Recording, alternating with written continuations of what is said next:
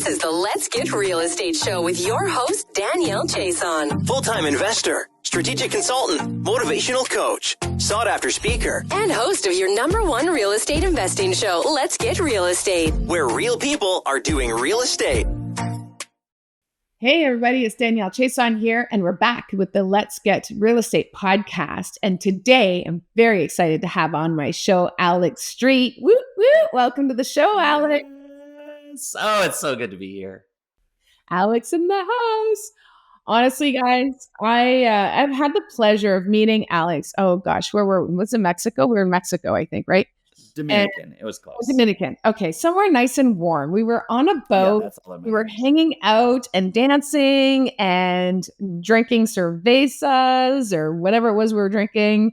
And man, this man is brilliant. So one of the things that we are often challenged with, and myself included, is crafting our story so that we can clearly convey it to others. Like, we kind of know we got experience, we got this, we got that to offer, but we really don't know how to put it into words for people to understand what we do. And this is Alex's, that's his gift. And so lots of energy here. I've had Alex at our monthly event and just blew the roof off the place. It was awesome. I mean, people are still talking about it. Alex is great. So happy to have you on the podcast too. So welcome to the podcast. It is such a joy to be here. I mean, you are just such a leader of energy and excitement. And I don't know how someone comes into your world and is not more energized to go and do their work afterwards. And so to be invited into this space and help move that mission along a little bit more, I'm just thrilled about where this conversation is going to go, Danielle. Yeah, well, you know what? Like, you are the starting point of where people, I mean, everybody looks at in my space, they come to me and they're like, okay, how do I underwrite a property? What market do I go in? And all this and that. But you really have to start from within in order to make an impact on anybody that you're dealing with on a daily basis. And so that's what you do. And you are where people need to be starting. And so we're gonna dive into that. But why don't you introduce yourself to my audience and share a little bit about what you do? And yeah. How did you get here? Like, how did you end up to where you are today? Yeah, I love this. I love going on podcasts. And I love this part, especially when, like, again, it's this, this is the storytelling guy. And then there's this question that is like, tell your story. And there's this amazing, if you're like me, then like you love a little bit of a challenge and you love kind of that, like, all right, I got to prove it now. Like mentality. And so I know that this is the opportunity. It's like, all right, well, time to share my story, I guess. If I screw up here, then no one's going to believe anything I say after this. So we're just going to bounce and be like, oh, his story sucks. And he's a storyteller. I'm out. Yeah, exactly. So, I mean, I show up today. I'm a speaker and I'm a storytelling coach. I help entrepreneurs, business owners to clarify your story so that you can speak with confidence and create lasting impact, because it all starts with your story. All you need is your transformation story. And yeah, for me, that began, growing up. My mom was an actress. My dad was a photographer, very artistic family. And I followed my mom into the theater like a lost puppy. Like, I just loved what she did. I wanted more of it. She put me on stage in the 2nd grade and I was like, I'm hooked. I need this. And I saw her act on stage and the way that the audience responded. Like, that's my mom up there who, like, helps me after bath time, when I was a kid. And here she is. Just to be clear. And then there she is, like, with this auditorium full of strangers and making them laugh and cry and feel things. I'm like, what is this magic that she has that with our words we can change how someone feels? I want that. And so, like, at 12 years old, I knew I needed to be on stage. I needed to use storytelling, use language to connect with people and help them shift. And so I did that as an actor and then a speaker. I was a pastor and found like all kinds of opportunities to speak in that world for a decade. And always felt, I don't know if you've ever felt this, Danielle, but I felt Like every time I got on stage was in front of an audience, I was like focused on what the audience wanted from me. Like, what do they expect of me? What do they need from me? Okay, I'm going to bring that. I'm going to do all I can to bring what they need, what they expect from me. But then there was this always nagging like disconnect. Every time I got off stage, I'd be like, oh man, I screwed up. I must have screwed up because they didn't respond the way I thought they would respond. So like, I feel this like every day on social media still, this still shows up, this confusion, right? Where it's like, and I know a lot of people doing this too. It's like, I think I'm giving my audience everything they need, but they're not responding how I want or how I expect. What's the deal? And it just leaves us in a confused state. And then I was at this entrepreneurship mastermind a few years ago, and somebody helped me see, I was focused on like my business and how do I grow this thing? And it was a different business. And she said to me, you need to teach us to speak like you do. It's your storytelling that's your superpower. And after all these years of like confusion, like how do I build this thing? How do I make my impact in the world? How do I do this in the right way and give them what they want? She was like, your story is what we want. Like that's the impact. Help us tell our story the way that you do it so easily. And so that's what I'm doing today, is just teaching the thing that comes easy to me and helping other people do exactly the same thing, to go from confusion to clarity and show up with your best power and your best story and your best message.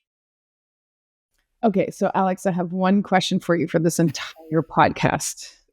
This is going to be like either the longest podcast ever or the shortest podcast ever recorded on this show. Amazing prep. One question. One question. Why? What's the question? Can you help me find my story? Yes. If you just go through the booking link on my website, you can get a coaching session. I see what this is. See? For those listening, if you don't have a podcast, this is one of the great beauties of podcasting, is it not? You get to meet cool people that help you in your journey all along the way. 100%. So the answer is yes, of course. Let's dive in. For sure. That's what we're here for. Absolutely. Okay. Yay. Otherwise, because if it was a no, it was like, okay, end of show. Thanks for coming. Okay. What's your favorite kind of coffee? Okay. Well, where are you at? So seriously, that's what I was thinking. I thought, we can do a typical podcast and I can go through a slew of questions and you can tell people what to do. But I thought, it would be a lot of fun if we just did it. So this is, for anybody listening, by the way, this is completely unprepared, unscripted, as are all my shows. And bring my whiteboard in. Okay. This is where the magic happens. Well, we do have quite an audience on Spotify and Apple Podcasts, and I don't know all of the platforms. I think we're on like 18 different platforms, but when you're using the whiteboard, you're going to have to be very descriptive for the auditory listeners. Yeah, it's more for us. It's all right. We'll figure out something. And if anybody watches, they get the bonus, but it'll make sense for everybody. So here's the thing. Here's what I'm going to say. Well, and if you're listening to the auditory, you want to see what he's doing on the whiteboard, you can always go to YouTube and check it out. So what I will say is this. I think it'd be very beneficial still to kind of go through the process high level, to walk people how to craft their story. And then maybe we can go live and use me as a guinea pig about how to craft my story, and then find some clarity so that when I talk to my audience, I can be clear on what it is I do. Well, okay, let's do this, because look, why don't I just I'll explain the process of what I do, how I craft stories, and how I'm going to exactly coach you through doing the same thing. And I'll do it. I'll explain that first just by going through like what I just did. I just told you a short story of my life. It was a couple minutes. It encapsulated 40 years. And I'll just tell you kind of what I did there to break that down, and then show you how to find it in your own story so that those listening can hopefully go through the same experience. Does that feel like that's a helpful way? Let's do that. So, I wrote a book called StoryArc, and it focuses on the transformation story arc, to see your story not as a list of events. I went from this, and this, but I went from there to here through an arc of transformation. And when we focus on the arc, that's where we focus on how you've changed. And that matters for us because we'll always see, oh, I have changed. I know my specific transformation that I've experienced. And therefore, then when I bring this towards my audience, I know what I'm inviting. I know what kind of transformation I'm inviting them into as well, that I really care about making. So when you just asked, what's your story? I started with the now. I started with who I am. And that's the first part. If you picture an arc with 3 slices, like half of a 6-slice pizza, there's an arc with 3 slices there. The end of it says who I am.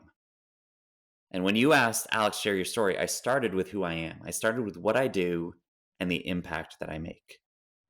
And so for you, if you're listening, you can do this. Say, look, this is what I do. This is my role.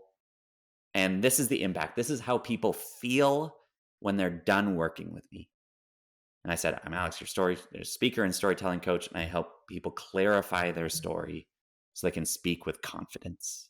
Clarity, confidence, ultimately the word clarity is what I really land on. Then I went back, right? Most people are like, I guess I'll start my story when I was 6 years old. And I'm like, first, tell us where you are. Like, give us a target. This is such a trick of storytelling. You tell us where we're landing and we're far more likely to get on the plane, instead of just roaming around and flying around in circles, which is what a lot of storytellers do. So start here. Then we go back and we say, okay, where did that impact, that idea begin? This idea for clarity, the impact I want to make today, where does that show up like early on? And what shows up there? Like, okay, I said I was clear I was going to be on stage. I was clear I was going to do this work because I followed my mom. But, and this is the barrier. This is what we needed, this part of the story. Early on, what got in the way, Danielle, of doing that thing?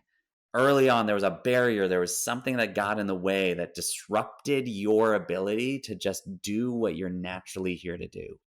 I was clear, but confusion got in the way. That's my story. So I look at confusion. I was confused every time that I step on stage. Every time that I speak to an audience, I'm confused on what my direction is, what I'm doing. Confusion just ruled the day. So then I'm like, great, that's what it was for me. I felt confused for so much of my life. And then we come to the middle section. Then we go to the what happened, I call it. From who I was to what happened. And this is a section that like most people get stuck on. I don't know if you felt this way because you're like, I've got so many moments, I've got so many what happened moments, so many cool moments to talk about. Or I don't know which one, I don't have a big moment, right? A lot of people feel this. They're like, I don't have a cool, explosive Captain America transformative moment that happened in my life. I never like got into that car accident that changed me. I didn't like break out of jail. I didn't do any of those cool things. So you're like, I don't know which moment to choose. And so I want you to recognize that what I told you about was a seemingly insignificant conversation at a mastermind where somebody just said, you need to teach us to speak like you do. I've actually talked to that person. She doesn't remember making that comment to me. So this thing that like shifted the direction of my life, she's like, what? We were in a room together?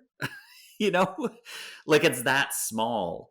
And I want to encourage you to like, you look for those moments, a moment, not the moment. Don't look for the moment that shifted everything. Just look for a moment that helped you move, that helped move things along. It could be a moment from 18 years ago. It could be a moment from 18 days ago. Some conversation that you had with a friend, a therapist, a podcast you were listening to, a book you read. And yes, maybe it is the car accident you got into and you want to tell that story, go for it. But a moment that helped wake you up to shift from who you were to then this last part, who you are today. So you do that work. You got these 3 chunks, who I was, what happened, who I am. And then you clarify what is that transformation, those 2 words, from there to here. At the end of my story, I said, I went from confusion to clarity, and I'm here to help you do the same. And that transformation, confusion to clarity, here's the big secret. Storytelling, your story, it's not all those events that happened along the way. Your story is your transformation from there to here. All those events, those make for something interesting to tell.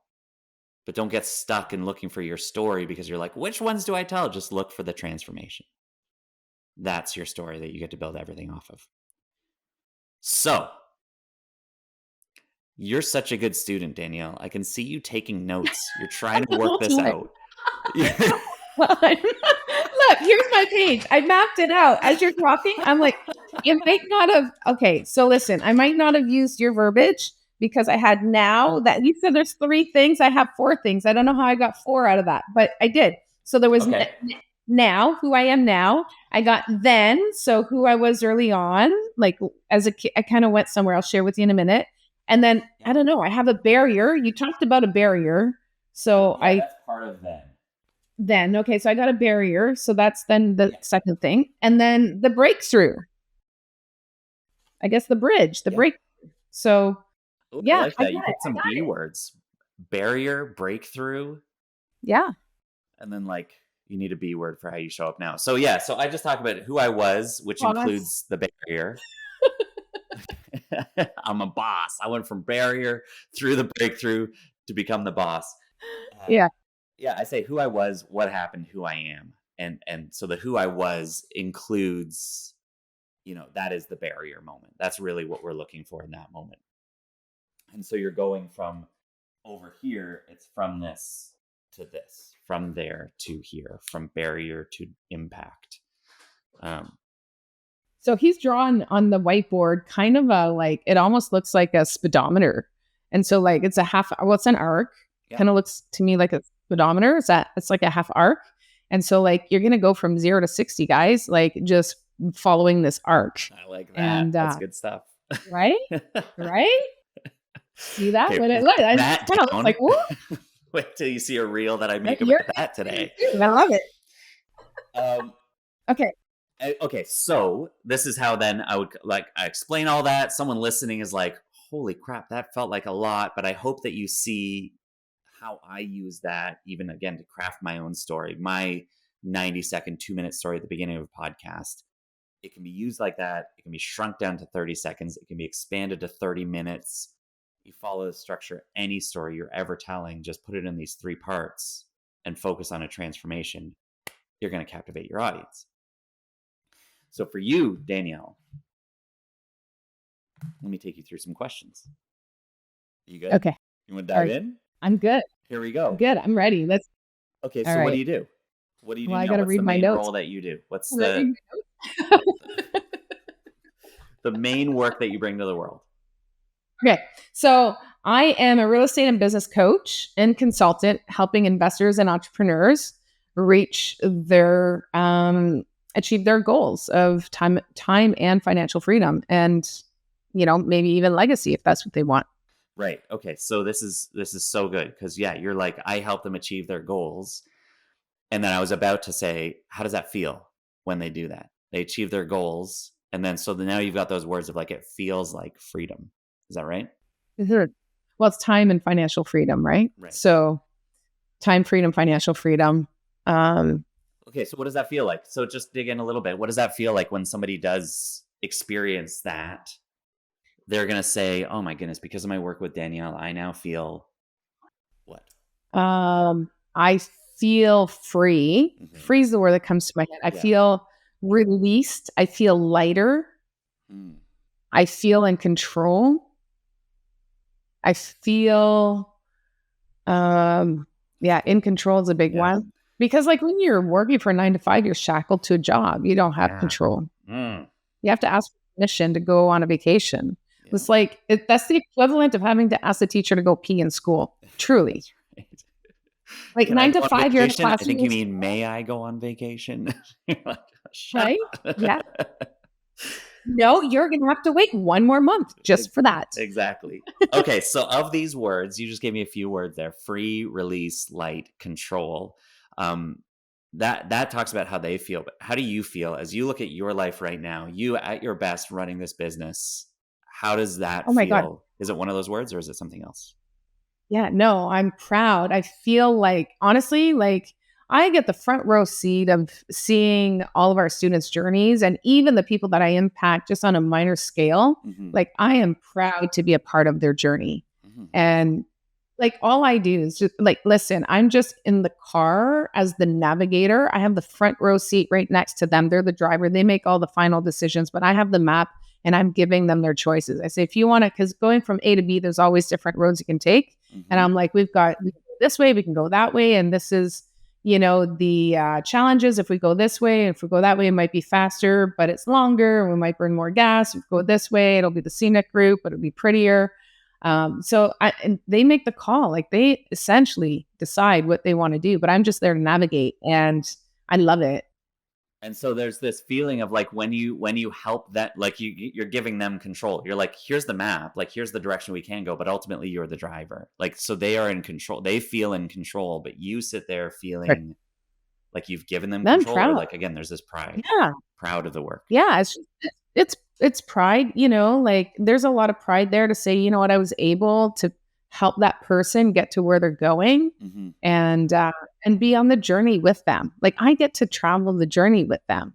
So that's really a lot of fun. Of proud, like pride. I helped somebody, like go way back. Now you look back through the filter of your life and you're like, okay, yeah, as a kid, like, was that the thing? Were you proud of the work that you were doing? Was there like this idea of like, yeah, I am a proud human. Like I stand on what I do, or was it something different than that? What shows up around early experiences? Yeah, I think I think that's a common trait for overachievers and type A personalities. Yeah. I definitely, I've always felt proud. I've always wanted to do better than the next person. A bit of a competitiveness in me, but it's not because I want to hurt anybody. I always like to push the envelope, say, yeah, we did this, we can do this, right? What shows up as like a moment when you think of that? What, like, are you like grade 7 writing a paper trying to be better than Betty next to you? Like what kind of a moment shows up when you think of overachieving, competitive as you were young? Volleyball, like what, like no, you did not just say volleyball. I can't believe you just said volleyball. Okay, so I'm kind of hesitating, and I'll tell you why. And it has to do with volleyball. This is so tricky. Come on. Huh? I said for real? Like that's just, that is an intuitive guidance there. Let's check it out. 100%. 100%. I told you there was something with you and I, when I met you, is just, yeah. Anyhow, I'm going to tell you. So I think, what I was showing up, you're looking for something that I was proud of and what I did. And there was a lot of proud moments, but actually what was showing up when you were asking me are the moments when I wasn't able to be proud.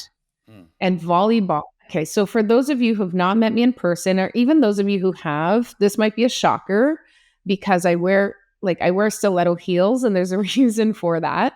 I am 5'2", and I was always the shortest kid, and like, I'm just small. And so I have a big personality, though. Most people don't realize how short I am. There's a story behind that too with one of my students, actually. I'll tell you another day. But anyhow, I loved volleyball. My aunt played volleyball. She was tall. She played volleyball. We used to play in the yard outside my grandfather's house, in the front yard, and we played volleyball for hours. I go into grade 7 and I try out for the volleyball team, and I didn't make the cut, and I couldn't figure it out. Grade 8, tried for the volleyball team, couldn't make the cut. Same thing. I was too freaking short. Like, I was great at volleying and all of that, but I couldn't jump and spike, and I'm like useless. So what's that feeling that's attached to that? See what we're going with is like, I'm like, where does pride show up? And you're like, shoot, no, it's showing up to these moments where I didn't feel pride. What was that feeling? Yeah, it sucked. Disappointment. Yeah. Helplessness, because I couldn't change. Like, what could I do? Like, am I going to be like Rudy for the 49ers? And like, I had a lot of heart, but yeah, I'm not Rudy, and it's grade 7 volleyball. I'm just saying. So like, challenge the teacher, which like you weren't in control of that, right? You couldn't decide. You couldn't make the cut. Then, yeah. Okay. Okay, I've got these words. You said the word shackled earlier, just when you were talking about that. So I've just got that written down here still. But shackled, small, helpless, disappointed. Like, which one of those shows up as like, oh yeah, that's something that I've felt a lot throughout life. Like it just shows up, it comes back. You're like, yeah, that showed up then, but also that's kind of been there on my shoulder for a lot of the way. Yeah, disappointment.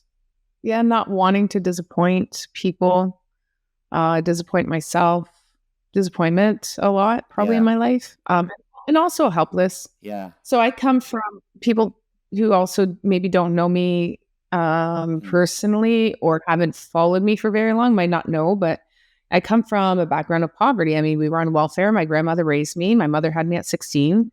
Don't know or didn't know my dad. I met him 5 years ago, which was actually kind of a cool thing. He didn't know I existed. That's what was so cool about it. And so I think just having I wanted a new bike, couldn't have a new bike, wanted new shoes, couldn't have new shoes, right? So so that's that feeling of like helpless, like I can't do it, like this is the way it is and I can't do anything to change it. Yeah. Being disappointed, not being able to have the things that I wanted, not being able to have control to get the things that I wanted. Like there was nothing at the age of 12, 13, 14, like pushing into 14, 15, I started having a little bit more control, but started getting control of my life. But prior to that, I had no control whether I could have a new bike or not. So this is fantastic. And it does sometimes, tiptoe the line of therapy, this work, I gotta say.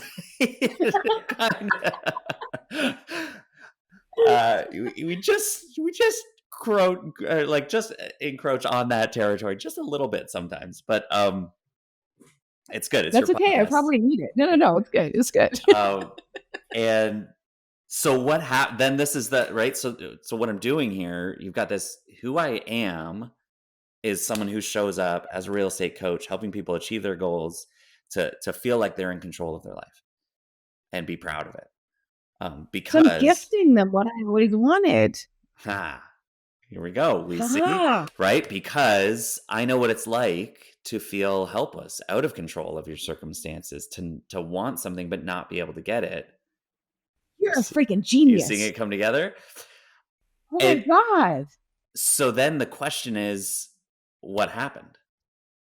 Like now I'm like, and your listeners are leaning in as well. Like, yeah, how did you go from there to here? What is a moment that shifted you from that feeling of helplessness to who you are now, this dynamic leader, proud of all the businesses that you're helping to change and show people that they're in control of their life as well? What's a moment? Can I just tell you? Yeah. Okay. I have the moment that I wrote down when you were initially sharing like the process. Cool. So I'm going to share that in a minute, but what's showing up for me right now is, and I think it's really important for people that are listening, like don't dismiss your thoughts because you think you're supposed to do something. So like just honor your thoughts. And that's what I'm doing right now. So what was showing up for me right now was like through my young adult life and into my 20s, and even I'd say even into my early 30s, like I was always trying to share with people, like trying to help them, giving them advice. Yeah. And it always landed wrong because I just came across as a Miss Know-it-all and I just sounded arrogant and egotistical and just like, and it was painful for me because it was actually, so what happens is, this is what I learned as I grew older. Unsolicited advice never lands well. And I didn't know that. And I didn't have the guidance in my, my early years to teach me that. So I've taught my kids that, thankfully, because I think 2 of the 3 of them are very much like me. So this way it's going to save them from the pain that I went through. But ultimately, unsolicited advice never lands well. And so here I am in my 20s with a big personality and strong personality like I have, trying to give people advice and telling them what to do in their life. And they're telling me to F off. Yeah. And I don't know what I'm talking about because it's not their life. So they were very closed. And because they weren't ready for that. They weren't ready for me. And I didn't have the tact to be able to share that. So it was very painful because I'm trying to connect and help with someone and they're rejecting me. It was very painful. So until I learned, spend your time and energy on the people that actually want it. Right. So that when you're asking me about was that moment that shifted for you? So as I started getting into real estate and I was flipping houses, people started noticing. And this was, I mean, I've been doing this for a long time. So this was at the beginning, just at the beginning when real estate groups are starting to come out. I mean, at the point of when I started doing this, we really only had realtors doing little office meetups or mortgage brokers doing little office meetups for their clients. Yeah. And then REI groups started coming out. And what was an REI group? Nobody even knew like what REI was at the time. Mhm. So, and then they're like, oh, hey. And then, I'd meet the organizers, talk to the organizer, like, oh, you know what you do? Would you mind doing a presentation for us on how to deal with contractors or how to walk through a property and all that. So I started speaking on stage. And then once I started speaking on stage and I'd come off stage and then people would be like, hey, can I share my story? Or can you, what you said was great. And, can I pick your brain? And then all of a sudden they wanted what I've been wanting to give my whole life. Yeah. Since I was 8 years old in grade 3, I wanted to be a teacher. And I couldn't be a teacher, coming back to why the helplessness and whatnot, being in poverty, that was never part of the program for me because nobody in my family had ever gone to school. The thought of having an $80,000 loan for school, like, where do I get $80,000? Like, we moved around so much. Like that just wasn't in the books for me. And I didn't have a choice but to graduate and go to work. How long ago, this is absolutely brilliant, the train you're going down here, the trail. How long ago would you say that was? Like when you when someone asked you to speak on stage, like just generally, is that like 8 years ago or what? Yeah, no, that would have been, I want to say 2015. Okay, there we go. So 9 years ago. So, so there's this sense that like, if I'm hearing this right, is like, I loved like telling people like, why don't you just do this? Just do this. It's so clear. Just do this. But they weren't like receiving it until I started to like live then it became like, oh, I was doing the thing. And people asked, how do we do that? How do we do what you're doing? Like, teach us, oh teacher. And you're like, oh, okay, well, do this, like the message didn't change. It's just the fact that now you are being invited in. Is that right? Yeah. And I was in front of the audience. I think it was the audience as well. Right. I think I was trying to force feed what I was doing to the wrong people. And I think I actually know this, a lot of real estate investors,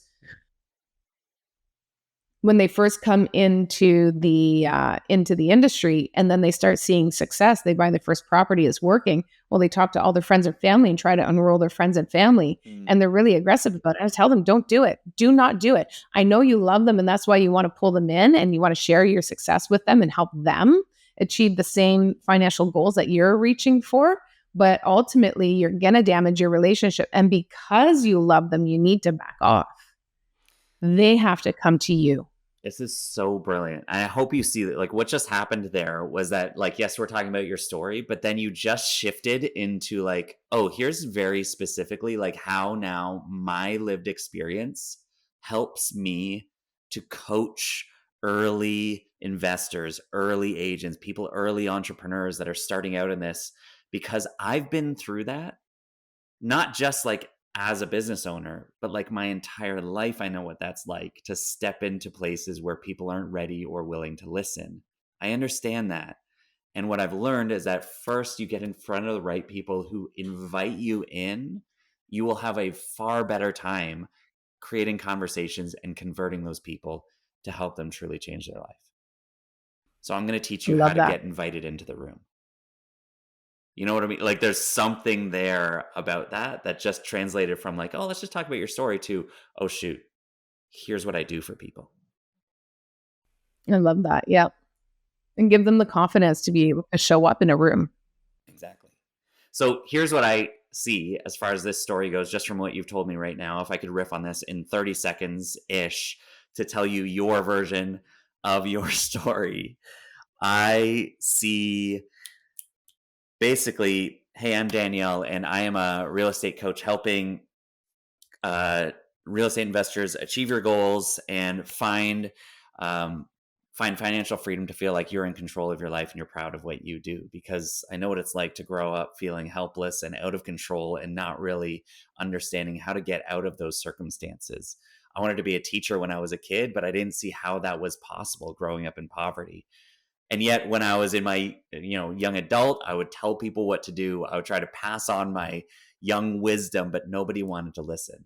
Then as I got into the real estate market, I started seeing success and people started to ask me how I did it. And then I started being asked to be on stage. And I found that I was teaching people how to do the thing that I was doing. And so today I'm more proud of my work than ever, as I'm helping you get invited into the right conversations, into the right rooms, because you are completely in control of your business, your brand, and your message. And you are leading the way to lasting change.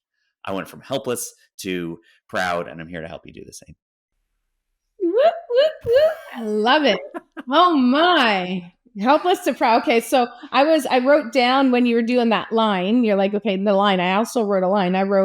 Went from poverty to status. And yeah, no, helpless to proud is like way freaking better. So, and here's the difference, actually.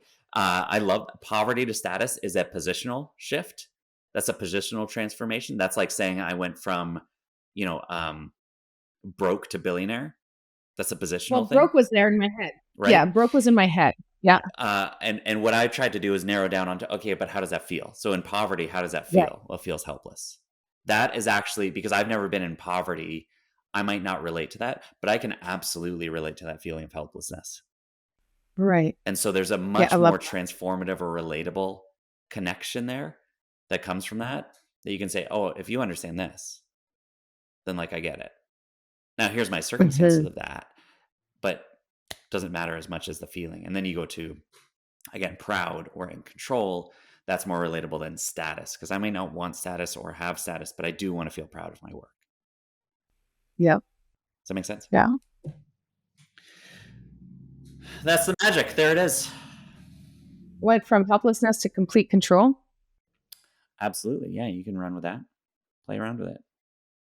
Complete control. Again, I try to go zero or go down, narrow that down to one word. So instead of complete control, just control. Again, just for simplicity's sake and what that looks like. But in conversation, you can bring up I prefer your word. No, I definitely proud. I do. I prefer your word. I'm just, my brain, the way my brain works is like, what other options are there? And then I just explore all the options and then just make sure that we have the best option out there. But I think, absolutely. Yeah, you freaking. And I think, again, there's this like, what does it feel like? Like you look at proud and you're like, okay, what does proud feel like? Well, pride, like when you're proud of your work, you feel free every day. You feel in control. Right. You feel released. You feel light because you're doing work you're proud of. Yep. So you do touch on all those things any given time, anytime you want to, any of your content, any reel you create, you talk about those feelings, you know that those are authentic to your story. That's brilliant. Wow. And now we just get unpacking this. Now we get into the 3-hour workshop of this work. That's where it goes from here. So I gave you the teaser. I gave you the little taste. I gave you the story there. To go deeper on all of that, I mean, that's where, bring me in. Let's talk. And yeah, just to be clear, like this is just the beginning of your work, is figuring out this initial message and then diving deep into that, unpacking that, really understanding it so that it becomes second nature when you're telling your story, right? Exactly. Yeah. Yeah. And then seeing how it unpacks and becomes the main message, your keynote, your program, your book outline, it all comes out of that. Love that. Yeah. And honestly, I got to tell you, like, I'm a great student and I'm usually really good at like unpacking things and following and what I wrote down and what you unpacked, it's like night and day. Like I could not have gotten to where you got on my own. Like I mapped it out. I'm just saying, like, this is the power of having a coach to help you unpack it. So like when people try to do it on their own, can you craft a story on your own? For sure. Like, and you follow it, read his book and all of that. But if you guys are listening and you really want to unpack and get to the root of your story, I wow, you got me sold, Mr. Alex Street, for sure.